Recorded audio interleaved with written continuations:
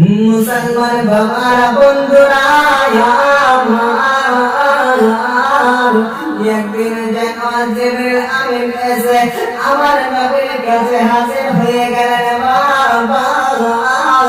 আর জিবরিল আমিন যেন বলতেছেন, ইয়া রাসূলুল্লাহ, ইয়া হাবিবাল্লাহ, আজকে আপনার সাথে কিছু গল্প করব।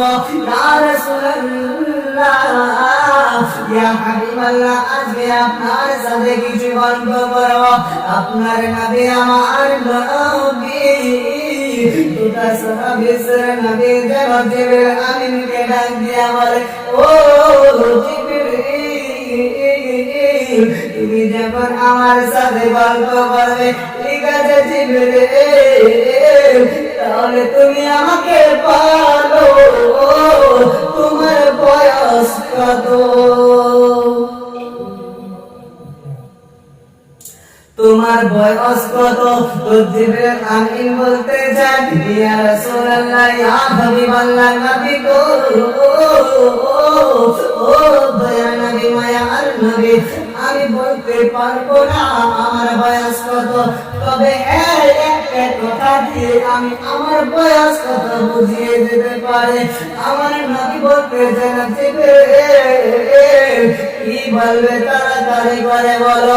জিবরিল আমিন ডাক দিয়া বলে, ইয়া রাসূলুল্লাহ, ইয়া হাবিবাল্লাহ, নবী গো, ও দয়ার নবী, মায়ার নবী, ওই চতুর্থ আসমানের উপরে একখানা নূরের আলো জ্বলতো।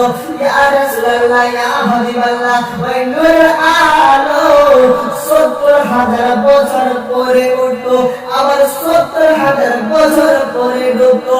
এরকম করতে করতে করতে ইয়া রাসূলুল্লাহ, ইয়া হাবিবাল্লাহ, নবী গো, আমি একবার নয় দুইবার নয়, এইরকম করতে করতে যেন আমি ৭২,০০০ বার দেখেছি।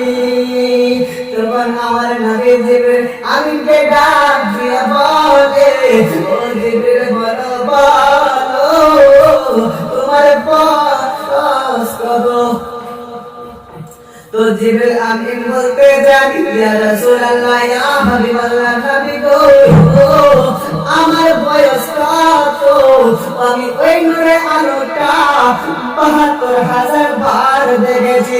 তখন আপনার নবী, আমার নবী, মুতাসারা বিশ্বের নবী, কুল কায়নাতের নবী ডাক দিয়া বলে, ও জিবরিল, তুমি কি জানো? জিবরিল, তুমি কি জানো ওই নূরের আলোটার পরিচয় কি? জিবরিল আমিন ডাক দিয়া বলে, ইয়া রাসূলুল্লাহ, ইয়া হাবিবাল্লাহ, নবী গো, আমি তো জানি না ওই নূরের আলোটার পরিচয় কি। তখন আপনার নবী, আমার নবী, জিবরিল আমিনকে ডাক দিয়া বলে, ও জিবরিল, যে আল্লাহ তাআলা তোমাকে সৃষ্টি করেছে, জিবরিল,